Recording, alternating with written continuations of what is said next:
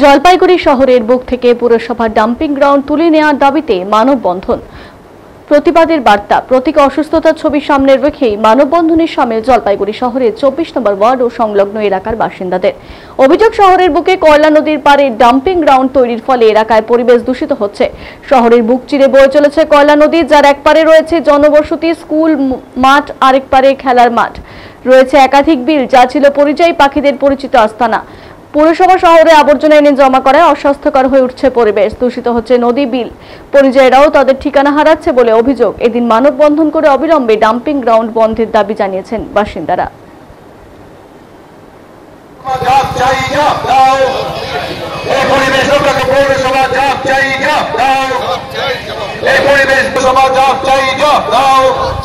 ঘনবসতিপূর্ণ এলাকায় এই dumping ground গড়ে তোলা হয়েছে কেন? পৌরসভা জবাব চাই, জবাব দাও।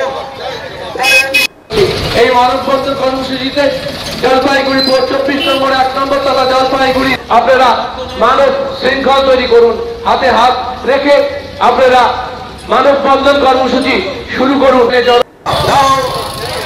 এই পরিবেশ রক্ষাকারী রাজ্যে পরিবেশকে দূষিত করছে কেন? পৌরসভা জবাব চাই, জবাব দাও।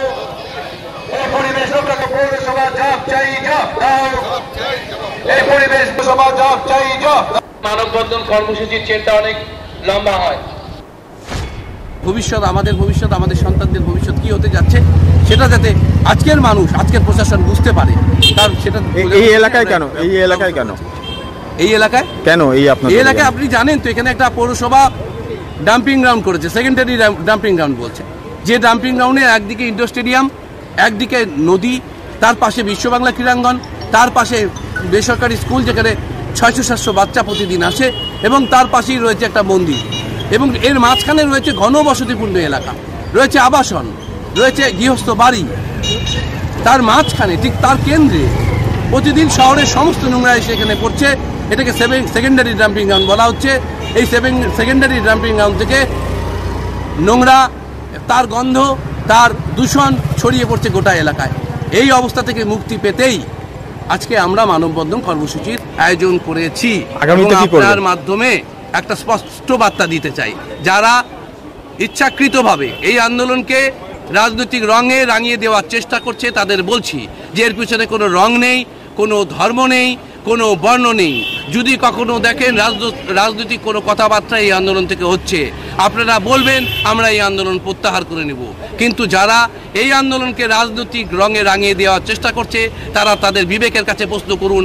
আপনার বাড়িতেও মহিলারা রয়েছে, আপনার বাড়িতে মা বোনেরা রয়েছে, আপনার বাড়িতে আপনার মেয়ে বা ছেলে, কন্যা সন্তান বা পুত্র সন্তান রয়েছে। তাদের কি আপনি এই পরিবেশে বাঁচতে দিতেন? নিজের ছেলে ভালো আর অন্যের সন্তান জাহান্নামে যাক, এই নীতি নিয়ে কিন্তু চলা উচিত না। যদি কেউ মানবদরদী হয়, সমাজসেবক হয়, তাহলে আমার সন্তান যেমন আমার কাছে প্রিয়, আপনার সন্তানকেও সেইভাবে ট্রিট করতে হবে। না হলে আপনাদের আপনারা কত বড় মাপের সমাজসেবী তা নিয়ে কিন্তু প্রশ্ন উঠবে।